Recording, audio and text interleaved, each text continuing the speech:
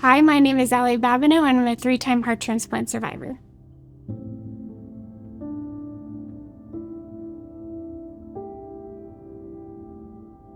Her first symptom that she had was she passed out twice. Her pediatrician gave her clearance and said she just needed to drink more Gatorade, that her electrolytes were off. She passed out in his office. Then we got the phone call, we need to transport her to Texas Children's and have a cardiologist look at her, and that's where our journey started.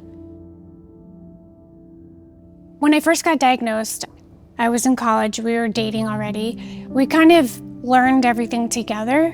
Basically, every time I heard new news, besides my parents, he was like the first other person that I called to be like, this is what's really happening, and we went from there. When you hear people say that life can change in the blink of an eye, it can. I've watched medicines have adverse effects on her in the blink of an eye and having to reverse them. And first transplant, she got within 6 weeks. Second transplant, we had to live in the hospital from June until December. We got a heart in November, so that's about 6 months. This last heart, she was in the hospital for 279 days. Even when she wasn't in the hospital for transplant, she was in the hospital for secondary issues or infections or blood levels were off and she had to be hospitalized again. She was in the hospital a lot. We spent Thanksgiving together in the hospital. Everybody else was with our family, having a dinner, watching football. We were in the hospital. He was with me. We also would do family dinners. We would try to on a Saturday or Sunday night. Our favorite was go to Molina's, order takeout, bring it back up to the hospital, and we would have family dinner in her room.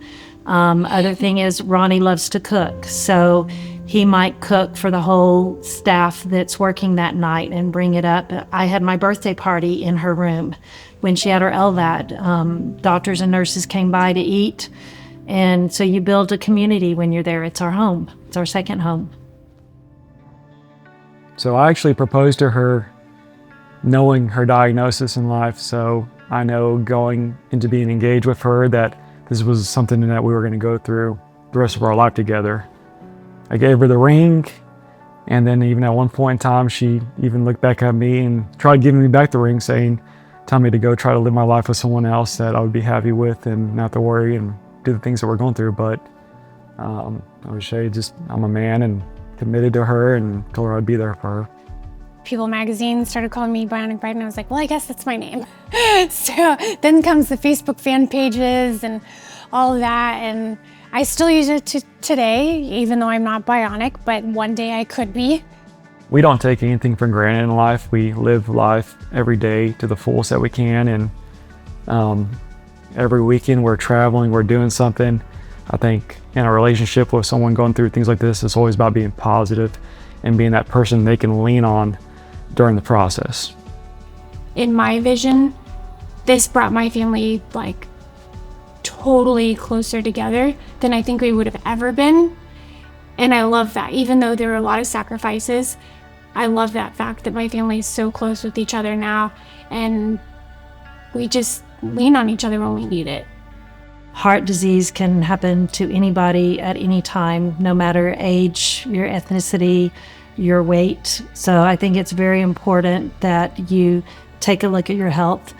Having 3 heart transplants has definitely shaped me. A totally different person than before I even got sick. To be honest, I really don't remember what it's like being 100% healthy, because right now, this is my 100% healthy. There's just a lot of complications that can arise from a heart transplant, and the only way to eliminate some of the problems that has come with Allie and other patients is through further research. That was a very surprising fact for me when I found out that more people die of heart disease than all cancers combined. I didn't know that, and I think it's important to help get that word out. And I think the American Heart Association is doing a great job with that. The hope that AHA gives me is knowing that and this is kind of my slogan, is helping the next person. Because if I try doing stuff helping me, then why do it? There's no purpose for it, because I'm not going to be here forever. But what if something we find out tomorrow, discover tomorrow, helps 3 generations from me?